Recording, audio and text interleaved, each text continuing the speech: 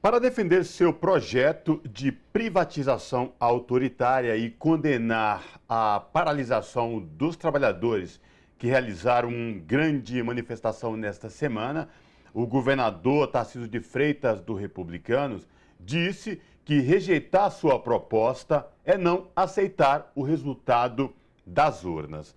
Em pronunciamento no Palácio dos Bandeirantes, o chefe do executivo condenou a greve unificada das categorias, o que chamou de motivação política sem pauta e sem reivindicação salarial.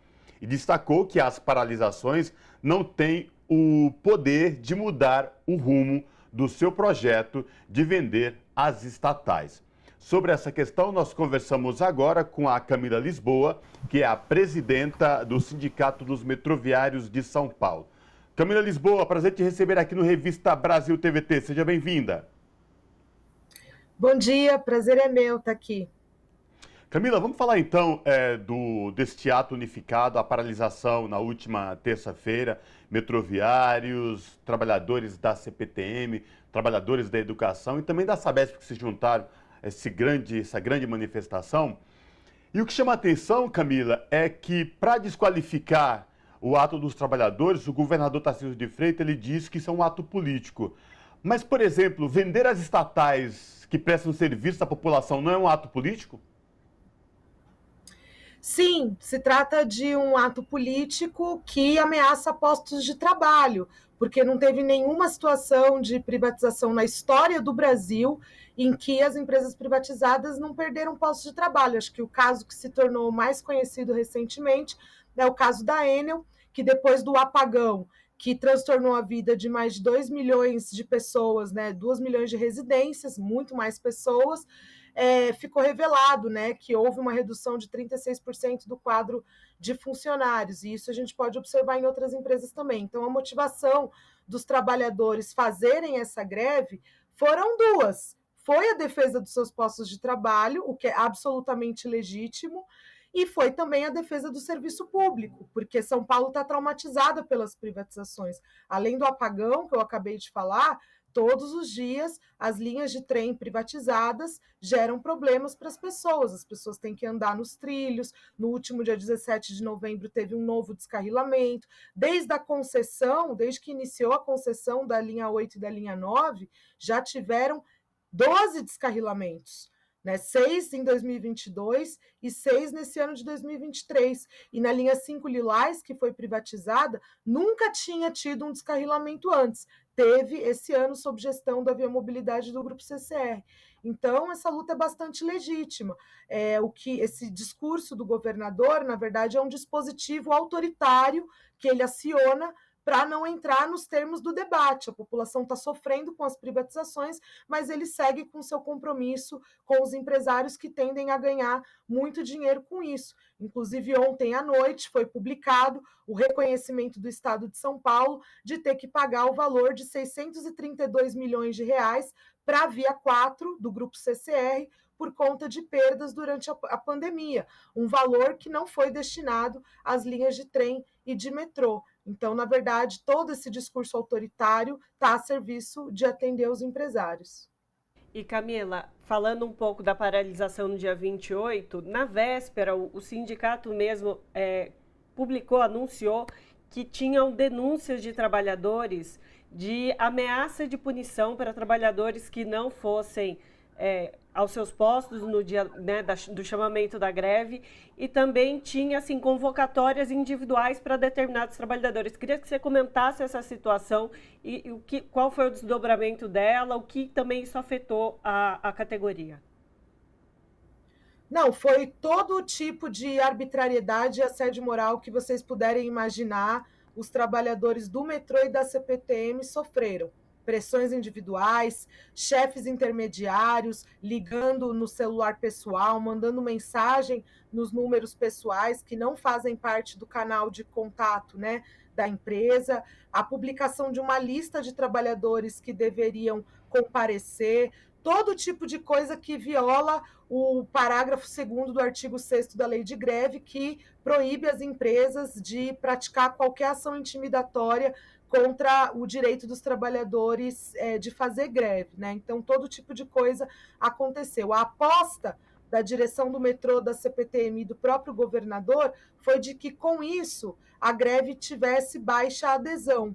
Mas, ao contrário, os trabalhadores, inclusive, ficaram com muito mais raiva dessa prática e no metrô, onde, como eu represento os trabalhadores do metrô, eu tenho mais condições de falar, no metrô foi uma adesão fortíssima, 92% dos trabalhadores aderiram à greve. O governador tentou comparar com o dia 3, porque no dia 3 foi 100%. Tanto 100% quanto 92%, nós estamos falando de uma fortíssima adesão ao movimento legítimo, motivado pela defesa dos seus postos de trabalho e de um serviço público de qualidade. Tá. Esta greve envolvendo trabalhadores do metrô e da CPTM jogou luz essa questão da privatização das empresas públicas e o quanto isso afeta o dia a dia da população. Teve algum feedback? O que o Sindicato dos Metroviários recebeu por parte da população no que diz respeito a entender o movimento e o porquê que aconteceu no que diz respeito à privatização e aí trazendo esta comparação com a Enel, o apagão que teve aqui em São Paulo, que deixou milhares de paulistanos e paulistas por dias a fio sem energia elétrica? Então, a campanha contra as privatizações do metrô, da CPTM e da Sabesp começaram logo no início do ano, porque o governador já iniciou, né, o mandato falando que queria privatizar essas empresas públicas. Falou também da EMAI, da Fundação Casa. E essa campanha, ela tem várias formas de expressão. As greves que nós fizemos foi uma das formas, né? Foram duas das formas.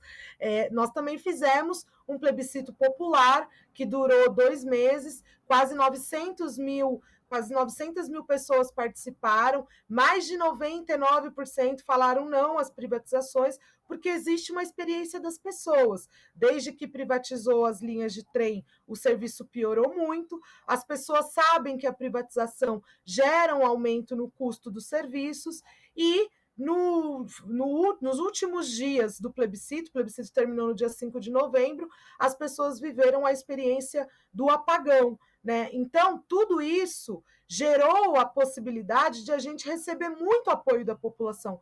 Nós sabemos que a greve do transporte público gera impacto sobre as pessoas. Esse, inclusive, foi o motivo pelo qual a gente propôs ao governador que liberasse a catraca. Por quê? Porque assim se preservaria o direito de protesto dos trabalhadores e, ao mesmo tempo, garantia o trânsito da população. Mas o governador não está nem aí para o trânsito da população. Tanto que, no dia seguinte da greve, ele anunciou o aumento das tarifas de metrô e de trem. Ele não está nem um pouco preocupado com o povo trabalhador que usa o transporte todos os dias. E parte do nosso gesto de reconhecer a importância do nosso serviço é que a gente fez uma greve de 24 horas. A gente não fez uma greve eterna, né? Motivos e raivas os trabalhadores têm para cruzar os braços por muito tempo. Mas como a gente sabe que a gente transporta milhões de pessoas e que essas pessoas serão as mais afetadas pelas privatizações e a gente precisa ter um diálogo com essas pessoas, a gente fez uma greve só de 24 horas. Mas eu acho que o que mais prejudica a população não é um dia de greve, mas sim todos os dias de linha privatizada. Camila, aproveitando pegando um gancho aí das linhas privatizadas, você já trouxe dados de montante de verba que deve ser destinado a essas privatizadas por conta de processo judicial. E um pouco antes da greve acontecer, no dia 26 e 27, o UOL publicou uma informação, né, que eles tiveram acesso, de que as linhas privatizadas, as concessionárias que administram as privatizadas, têm um repasse maior de dinheiro dos cofres públicos do Estado, mas transportam menos pessoas do que as linhas públicas que são mantidas pela gestão do Estado. E eu queria te ouvir sobre isso, como que isso significa também, não só para a categoria, mas para a população, e na dada privatização de toda a malha viária do metrô e da CPTM, o que pode acontecer nesse caso? Então, esse repasse de verbas que foi dado agora para a Via 4, né, de 632 milhões de reais, se soma aos 297 milhões que foi dado há 2 meses atrás para a linha 5. Então, a verdade é que o Grupo CCR e o Grupo Ruas Invest, que são os dois acionistas dessas duas linhas, eles ganharam do Estado quase 1 bilhão de reais. E isso não foi decisão judicial. Isso daí está previsto no contrato de concessão dessas linhas. E, além disso, no contrato de concessão dessas linhas está prevista uma forma de distribuição tarifária que prioriza os recursos para essas linhas, porque os contratos eles tiveram o cuidado de garantir o lucro para essas empresas. Se nenhum passageiro andar na linha 4 nem na linha 5, o Estado é obrigado a colocar dinheiro para garantir o lucro dessas empresas. Então, além de piorar o serviço, a privatização em São Paulo significou a privatização apenas do lucro, porque as estações da linha 4 e da linha 5 foram construídas com dinheiro público, os trens foram comprados com dinheiro público, o que é privado na linha 4 e na linha 5 é apenas o lucro. E isso em detrimento de colocar dinheiro nas linhas públicas, no metrô e na CPTM. O metrô e a CPTM transportaram em 2022 mais de 1 bilhão de passageiros, mas eles receberam 4 vezes menos o valor que foi recebido pela linha 4 e pela linha 5. Então, na verdade, o que a gente está vendo é uma mamata para os empresários, né? Porque os salários inchados, os altos salários, eles estão entre o CEO do Grupo CCR, entre o CEO do Grupo Ruas Invest. Ele não está entre os trabalhadores que todo dia batem o cartão e fazem o metrô funcionar, nem das linhas privadas e nem das linhas estatais. Então, na verdade, o que a gente está vendo é a mamata dos empresários, é a farra dos empresários com o dinheiro público, sobrecarregando o Estado, mas garantindo o lucro privado. Uma das propostas da categoria junto ao governador era que funcionaria os serviços, mas com a catraca livre. As explicações de Tarcísio de Freitas era que não poderia liberar a catraca livre por temer o patrimônio, enfim, temer arruaças e quebradeira. Mas em outros eventos, em outras ocasiões, foi liberado catraca livre e nem por isso aconteceu o que previa o governador. Quando é para o trabalhador, tudo se inverte? É exatamente isso. No último dia 5 e dia 12 de novembro foi liberada a catraca para a realização dos exames do Enem, uma coisa que nós reivindicamos, muito importante, viabilizar e democratizar o acesso aos jovens que foram prestar esse exame tão importante nessa fase da vida. Agora, essa experiência também mostrou que esse discurso de arruaça, de insegurança, de tumulto nas plataformas, que isso é tudo balela, né? Teve um outro evento que foi liberado as catracas, que isso foi uma determinação nacional, que foi a eleição do ano passado, o segundo turno da eleição do ano passado, mas teve também um evento muito particular aqui em São Paulo, que foi no Fora Dilma. No Fora Dilma, as catracas do metrô foram liberadas. Infelizmente, nessa manifestação, tinha muita gente. E mesmo assim, as catracas foram liberadas. Então, veja, é muito seletivo esse discurso. E, ao mesmo tempo, revela um preconceito muito grande com o povo trabalhador que utiliza o metrô todos os dias para ir trabalhar. Tem inúmeras pesquisas, a pesquisa de origem e destino, a pesquisa da gerência de operações do metrô, que revela que o maior motivo das pessoas usarem o metrô é para ir trabalhar. E é isso, essa é a vida do povo trabalhador, é sair de casa, pegar o transporte público para ir trabalhar. Então ninguém vai fazer arruaça, ninguém vai fazer confusão.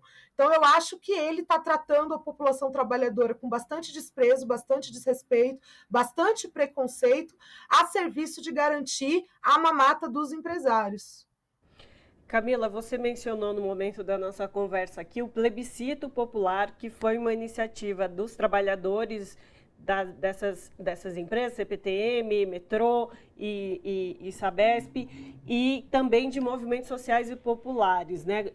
Ele se encerrou no início do mês, o plebiscito. Queria saber qual que foi a avaliação de vocês, como foi essa experiência de estar com a população debatendo, discutindo sobre a privatização, e a gente viu que os números de votação foram massivos contra a privatização, né?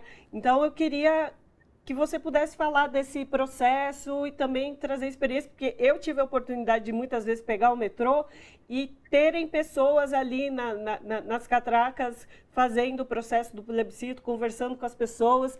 Então, era uma coisa que as pessoas tiveram acesso, né? Rodou toda a cidade.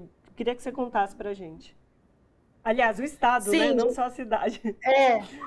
rodou todo o estado de São Paulo. A gente teve até dificuldade depois de fechar a contabilização do plebiscito, porque teve muita participação e espalhou bastante pelo estado. Foi um instrumento de debate muito importante com a população. A gente sempre faz panfletagem nas estações, assim, sobre os mais variados temas.